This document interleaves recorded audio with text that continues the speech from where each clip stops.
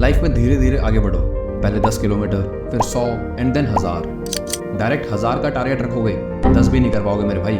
बचपन में बच्चे जैसे पहले क्रॉल करते हैं देन चलना शुरू करते हैं, पूरी लाइफ ऐसे ही है, पहले crawl then walk and then run. And हाँ, पूरी वीडियो देखना, एक अलग पर्सपेक्टिव लेके जाओगे।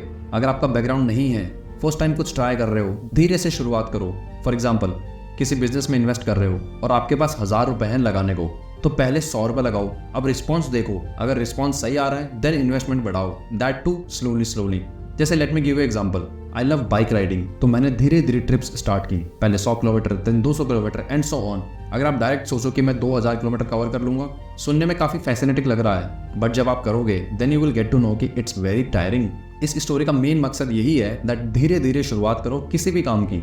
ग्रो स्लोली एक पीस ऑफ एडवाइस है जो काफी बार वेरियस कॉन्टेक्स्ट में दी जाती है, चाहे पर्सनैलिटी डेवलपमेंट हो, बिजनेस हो या कोई और एस्पेक्ट्स लाइफ के। एंड ये कुछ अलग अलग सिनेरियोज हैं जहां ग्रो स्लोली के मायने डिफरेंट होते हैं। पर्सनल डेवलपमेंट, इसका फर्स्ट पार्ट है पेशेंस। ग्रो स्लोली कॉन्सेप्ट को अप्लाई करने से you take your time to learn and grow. आप इंस्टेंट रिजल्ट एक्सपेक्ट नहीं करते हो and that results in personal development, क्योंकि आप ये समझ जाते हो ओवर टाइम मेहनत करते करते कि चेंज और प्रोग्रेस टाइम लेती है।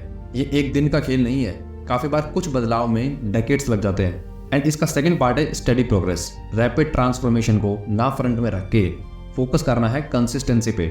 चाहे मैं 4 घंटे ही पढ़ूंगा लेकिन डेली पढ़ूंगा, चाहे मैं 30 मिनट ही वर्कआउट करूंगा लेकिन डेली करूंगा, चाहे मैं 1 पेज ही किसी नॉवल का पढ़ूंगा बट डेली पढ़ूंगा।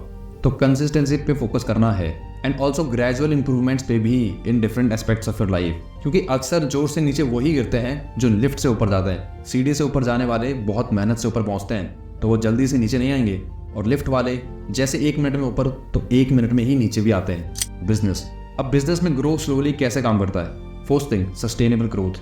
बिजनेस धीरे धीरे आगे बढ़ने से हमारा फोकस सस्टेनेबल ग्रोथ पे रहता है, ना कि रैपिड एक्सपेंशन पे।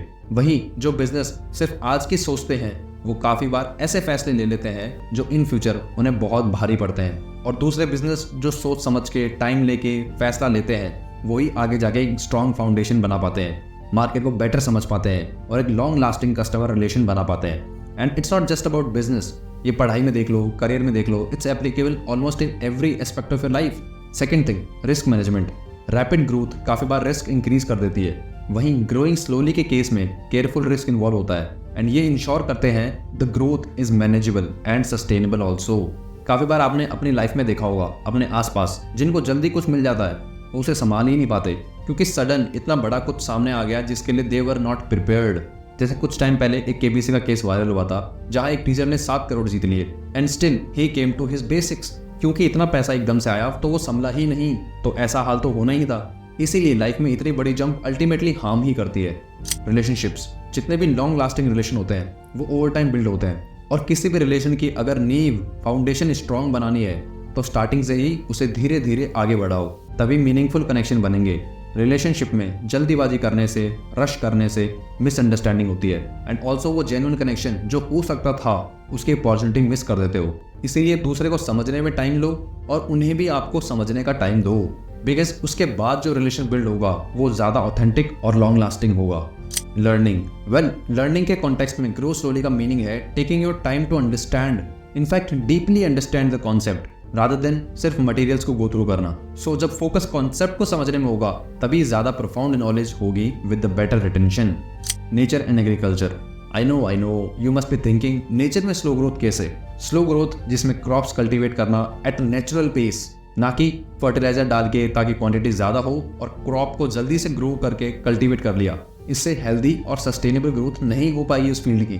Now at the end growing slowly का मतलब स्टैग्नेशन नहीं है कि कोई मूवमेंट ही नहीं हो, नो, इसका मतलब है being intentional, making deliberate choices, अपनी खुद की चॉइस बनाना और इंश्योर करना कि ग्रोथ सस्टेनेबल और मीनिंगफुल रहे in the long run. I hope this video was helpful. If yes, please subscribe to our channel and stay connected to your roots. और हाँ, 24 घंटों में से 1 घंटा खुद की नॉलेज पे ज़रूर देना। और अगर आपको इंग्लिश सीखनी है तो आज ही ऑर्डर कर सकते हैं इंग्लिश स्पीकिंग कोर्स सिर्फ 399 में, जिसमें आपको एक पेपर बैक बुक मिलेगी और वीडियो लेक्चर्स मिलेंगे जो कि आपके एड्रेस पे डिलीवर हो जाएंगी। हम सिर्फ चाहते हैं कि आप इंग्लिश सीखो because that is the future. So go and order your course now, link is in the description. और हाँ, stay connected to your roots.